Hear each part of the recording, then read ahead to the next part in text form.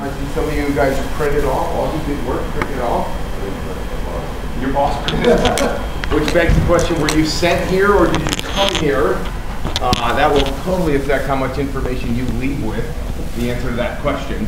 There's no wrong answer, it's just a matter of checking in with yourself. Thank you, sir.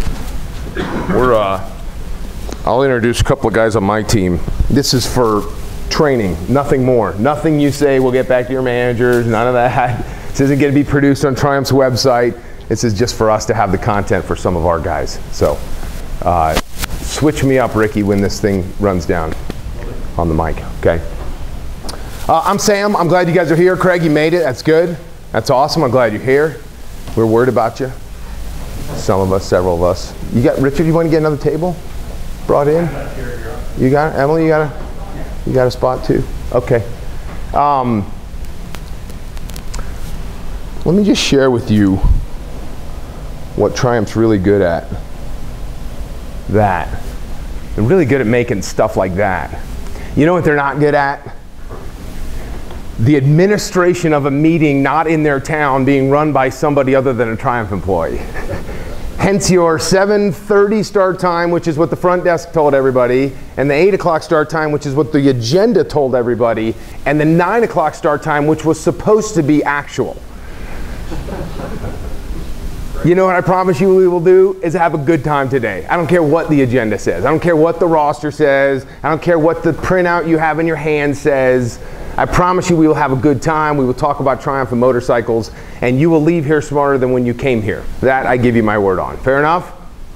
If you have a call that you need to make, if you need to duck out, that's good. Go do it, man. This is no prison. This is just you leaving with something that you can do differently than when you came here, revolving around the brand of Triumph motorcycles. At the end of the day, if you have a newfound appreciation for the brand or the retail experience or for what works in the motorcycle dealership, then you can put that into practice. There are many OEMs that are out there that just want to push product on people. Harley Davidson was one of the first ones in the early 2000s to start their own performance groups, which is we're going to have 20 non-competing dealers sitting in a room sharing best practices, and the intent being that if you're a healthier dealer, you can ultimately take on more of their product. Because think about that. What does Triumph want? They want you to be able to take more of their product to sell it through the channels. Is that a fair statement? If you're flooded with obsolescence in your parts department, because I know there are parts people here, you can't do that. If you don't have the right number of technicians, because I know there are several service people here, you can't do that. If you're flooded with too much of 2013 and 14 inventory still on your floor, which there are some dealers out there, usually not in this room, they usually don't come to this meeting, but there are still some Triumph dealers out there that are sitting on 2013 and 2014 inventory, well then you're not in a position to bring on the new inventory and sell through it, right? So at the end of the day, a healthy dealership is a strong dealership, and that's ultimately what the OEMs want.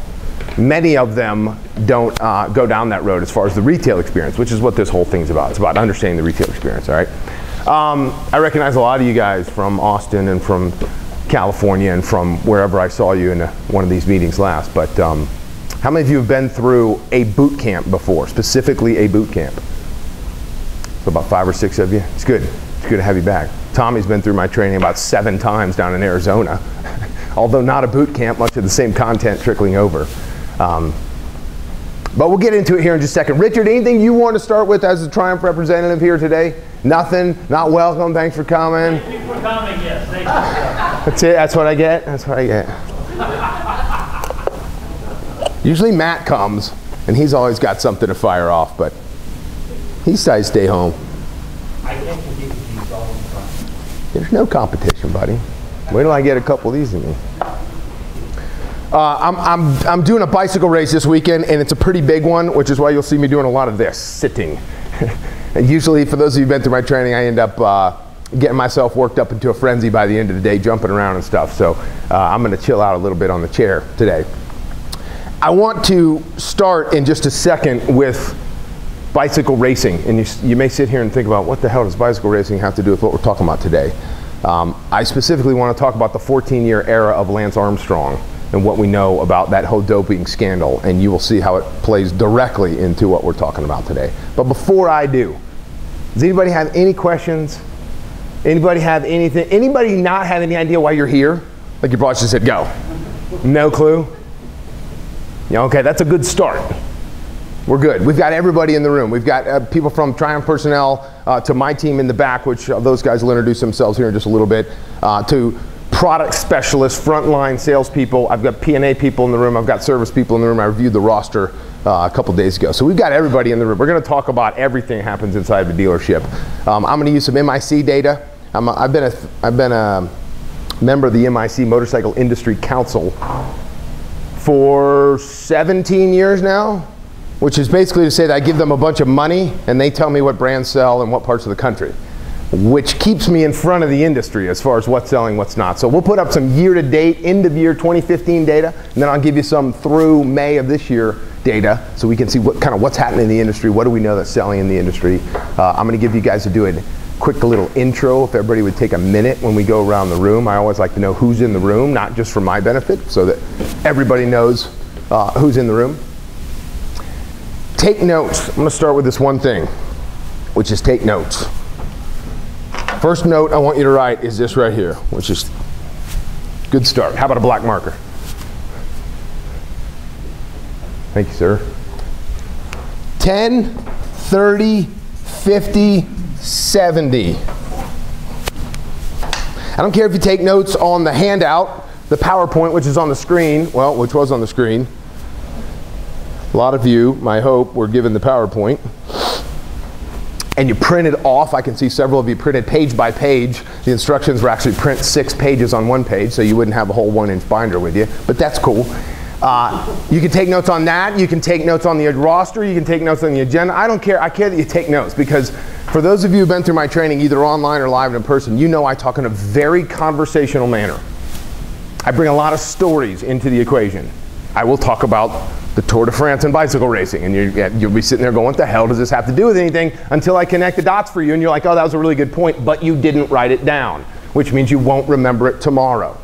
So I started doing a bunch of online research on taking notes, because I promise you, I show up to places, I'm on the road every single week. Every week I'm somewhere. And some places I will show up, and some people come with nothing. Literally nothing. They walk into the room with nothing. And maybe I'm speaking to you right now, which is unbelievable to me that you would come to a 2-day training with nothing. And you got to know at that point, Augie, my ego kicks in and says, did you think I was going to suck that badly that there's nothing to write down for 2 days?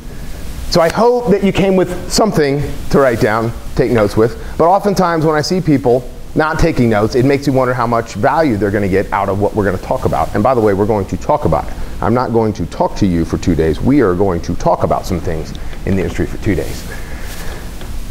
And so I went online, I started doing a bunch of research about how much content is retained if you write it down versus if you just hear it. And then what if you do something with it, right?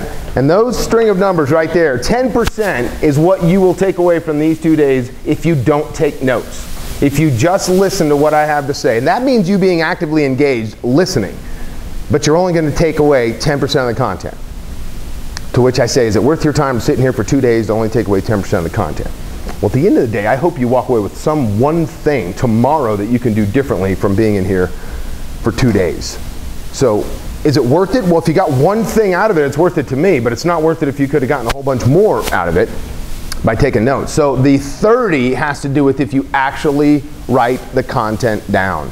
In the middle of the point that I'm making that's so incredibly obvious, still write it down, because you will forget it. You guys are in a retail environment, which means there's a lot of repetition. You go back to doing the same thing over and over and over and over.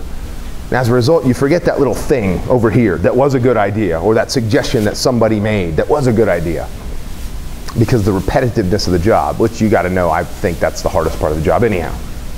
It's not the sales process that's hard, it's the complete and utter repetitiveness of it that brings your morale down.